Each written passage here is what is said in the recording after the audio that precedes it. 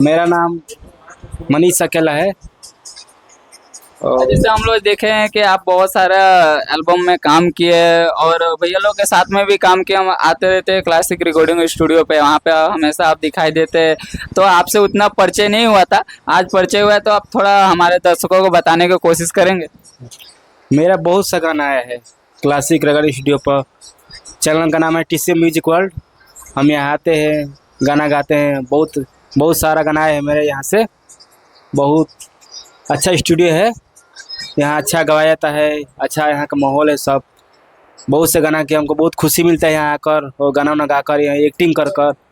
और हमारे मनीष भैया सिंगर मनीष दीवाना के भी गाना में बहुत से एक्टिंग किए हैं।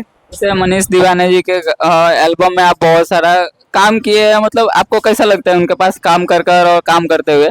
बहुत अच्छा लगता है, बहुत अच्छा लगता है। बहुत अच्छा आदमी भी है और स्टूडियो भी बहुत अच्छा है। बहुत अच्छा लगता है मेरे काम कर कर यहाँ पे। जैसे आप जो आपका ये गाना एक और आने वाला है, उसके बारे में क्या कहना चाहेंगे?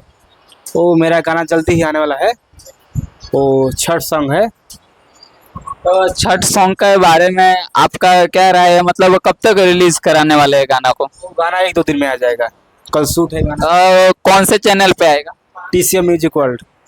हाँ, जो आपका ये छठ गाना का है, थोड़ा सा एक एक लाइन सुना सकते हैं क्या हमारे दर्शकों को?